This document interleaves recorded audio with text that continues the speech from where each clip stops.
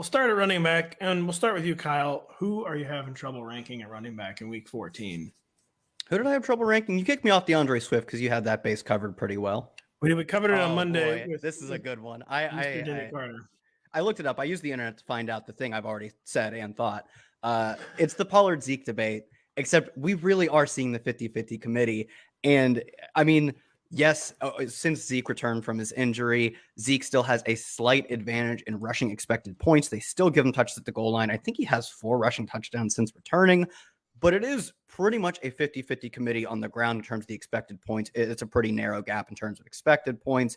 And through the air, Pollard not only is like doubling up Zeke in terms of doubling, maybe tripling him up in terms of expected fantasy points, but you watch him play and you're like, he's going to exceed his expected points. Like, expected points are a good baseline, but good players can do some things, even the running back position, maybe less so, but good players can do some things to exceed that expected point total. And Pollard is absolutely one of those players. So I think actually this offense, the way it's running right now, is probably best fit for both Zeke and maybe Pollard. Like, I think there's like a reasonable argument to be made that he's not a 30 touch a game guy.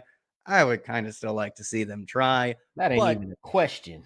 I would like to see them try, but that's just nerd me saying, let's see how far we can push this.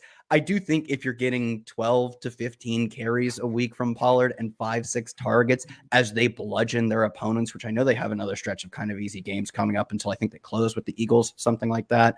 So they're going to be massive favorites every week. Their defense is going to give them the ball with great field possession constantly. It's perfect for both of them.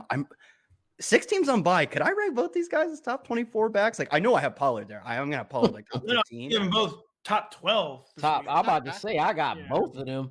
I got Pollard at 8 and Zeke at 13. I got Zeke at 10, man. It's the Houston Texans. Dude, it's the Houston Texans. They're 17-point favorites. Oh, man. I saw that spread. I knew they had a good game this week. I was sure it was like Giants or Commanders. I didn't realize it was Texans. Yeah, it's going to be, as I say, thankfully, it's like not much of a debate this week. They're both, I really do think they're going to both be RB1s. I guess really the interesting thing is like, how high can you rank 2 running backs splitting the work? What is the max? What is the highest they got to score 55 points again. How shocked would you be without even knowing what Pollard does? How shocked would you be if Ezekiel Elliott had, say, 27 carries for like 112 yards and 2 touchdowns? I don't think you would be shocked. That's a very Zeke versus the Texans line. Oh, yeah, 100%. Carries, not terribly inefficient, but probably. Right, it's like right there. It toes the line very well.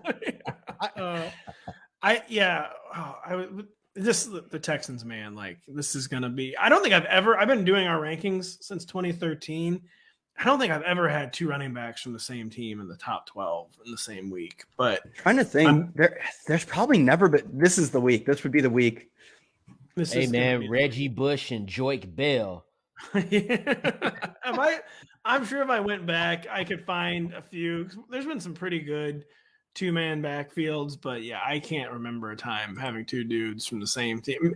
Damian Harris and like Ramondre Stevenson were like, they weren't pushing for top 12 last year. They were both like top 20 a bunch, but like top 12, I just don't ever remember that happening. How high are we ranking Malik Davis? Because he's getting 5 to 8 carries. That's a good point. He needs to be at the back end of the rankings, as we saw in week 13. He is a good, like, you'll text me on like, Thursday or Friday, like, hey, I'm trying to like make sure I have like everyone in Compass rankings. Like I'm at 67 right now, but I usually try and push for 70 or something. Yeah, I want the DFS sicko plays that I might not even be thinking of at the back end. And he's a good one. He's a good, like, I don't know, man. I mean, I have some truly, they're probably not making the playoffs. Usually just giving me like crazy tight ends. Like, yeah. I don't even know who this guy is on the Eagles, Kyle. Like, I text you rank Chigaquanu as the tight end 27 twice a day, isn't it? I've got him higher than that, by the way. I think I've got him in the top 24. He's awesome. Tight end. We're not even going to talk about tight end today. That's how bad tight end is. Oh yeah. So I think I'm going to settle. I'll settle on like Pollard. One of you said RB8 or 9 or something like that. We both have him as RB8 right now. Oh, I'm in for that. I still don't think I'll have. I am shocked that Patrick Daugherty has Zeke ranked higher than I do. I know. It's end times, man. Ain't that so? It really is. All it took was 6 teams on the bye in week 14. Well, yeah, so here we might as well do the game real quick for Kyle, since we both have Zeke faith, Lawrence and I. Zeke against the Houston Texans. Keep in mind, it's the Houston Texans. Thank you for reminding me. Travis Etienne against the Tennessee Titans. I think this one's debatable. I'm going Etienne. Joe Mixon, if he returns against the Browns. Mixon. James Conner against the New England Patriots. I think I'm going to go James Conner. He was playing like 90% snaps. He played every single snap, got all the work. But we're in the right range, I think. Keep going. Maybe I need to get Zeke out of the top 10, Lawrence. Maybe. Yes, I've done it. I have Travis Etienne ranked at 14 and Zeke at 13, so I'd have took Zeke there. I have not seen any team that's beaten the Titans do it while running the football. Yeah, it's true. We just saw how many Jalen Hurts didn't even run the ball this game. No. He just put on a clinic in the passing game. Miles Sanders had 20-something rushing yards after going off the week before.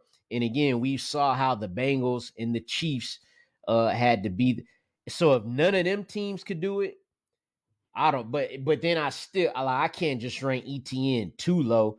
But I had to, because of the matchup, I had to put him a little bit outside of my RB1 but he'll still get the volume. Yeah, you can't put him too low because he has weak winning upside anytime he takes the field. But Zeke or DeAndre Swift?